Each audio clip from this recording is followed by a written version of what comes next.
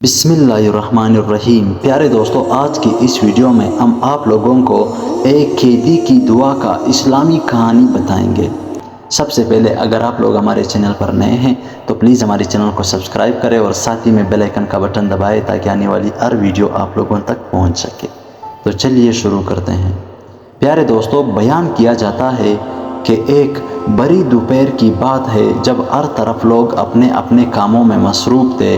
ایسے میں مکہ کے بازار میں پکار ہوتی ہے جسے سن کر لوگ کثیر تعداد میں ایک ہی سمت چل پڑتے ہیں۔ سب کو متوجہ کرنے کے لیے ڈول بجایا جاتا ہے۔ یوں معلوم ہوتا ہے کہ جشن کا سماں ہے۔ لوگ رنگ برنگی جھنڈے ہاتھوں میں لیے چہروں پر شیطانی مسکراہٹوں کے ساتھ بے چینی سے تماشا دیکھنے کے منتظر تھے۔ کچھ لمحے بعد مجموعے کی نظر ایک شخص پر پڑتی ہے جو زنجیروں میں جکڑ کر وہاں لایا جاتا ہے۔ مجموعے کے افراد اس شخص کو اس حالت میں دیکھ کر خوشی اور مسرت سے نعرے لگاتے ہیں۔ ظلم و بے بسی کا عجیب منظر تھا۔ ظالموں نے اس پردیسی کو قتل کرنے کے لیے خاص اہتمام کیا تھا اور طے کیا تھا کہ اسے سولی پر لٹکا کر نیزوں سے ہلاک کریں گے۔ ابھی مجموعے میں خوشی کی شادیانے بج ہی رہے تھے کہ دوبارہ سے ماحول میں خاموشی چھا جاتی ہے۔ اس قیدی کو لانے والوں نے قیدی سے پوچھا کہ کوئی خواہش ہو تو بتاؤ، وہ پوری کی جائے گی۔ مجموعے کے لوگ سوچ رہے تھے کہ شاید قیدی امان مانگے گا یا شاید مال و دولت مانگے گا، مگر قیدی نے کہا کہ میری تو کوئی اور خواہش نہیں ہے، البتہ میں یہ چاہتا ہوں کہ 2 رکعت نماز پڑھنے کی مہلت دی جائے۔ قیدی کو مہلت مل جاتی ہے۔ قیدی وہی پہ کپڑا بچھا کر قبلۂ رخ ہو کر خشوع و خضوع کے ساتھ نماز کے لیے کھڑا ہو جاتا ہے اور اپنے رب کے ساتھ رجوع ہو جاتا ہے۔ نماز مکمل کرنے کے بعد لوگوں سے مخاطب ہو کر کہتا ہے کہ میں نماز میں زیادہ وقت صرف کرتا، لیکن پھر تم لوگ سمجھتے کہ میں موت سے ڈر گیا ہوں اور قتل کا وقت ٹال رہا ہوں، جبکہ ایسا بالکل نہیں ہے۔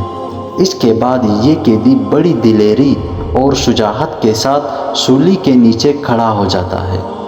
بلند آواز سے وہ قیدی چند اشعار پڑھتا ہے اور دعا کرتا ہے کہ الہی، ہم نے تیرے حضور صلی اللہ علیہ وسلم کا پیغام ان لوگوں تک پہنچا دیا ہے، اب تو اپنے حضور صلی اللہ علیہ وسلم کو میری خبر پہنچا دے۔ دعا مانگنے کے بعد قیدی نے آسمان کی طرف نظر اٹھائی اور مجموعے میں موجود ہر شخص کے لیے بآواز بلند آواز بد دعا کی کہ یا رب، ان میں سے کسی کو باقی نہ چھوڑ۔ اس کے بعد قیدی نے پھندا گلے میں ڈال دیا اور موقع پر ظالموں نے دوبارہ قیدی کو ایک لالچ دیا کہ کیا تم چاہتے ہو کہ تم اپنی بیوی بچوں کے ساتھ اپنے گھر میں آرام کرو اور حضور صلی اللہ علیہ وسلم کو تمہاری جگہ سولی پر لٹکا دیا جائے؟ یہ سن کر قیدی نے بڑے جوش و جذبے کے ساتھ جواب دیا کہ خدا کی قسم، مجھے تو یہ بھی گوارا نہیں ہے کہ آپ صلی اللہ علیہ وسلم کے پاؤں میں کانٹا چبھے اور میں آرام سے بیٹھا رہوں۔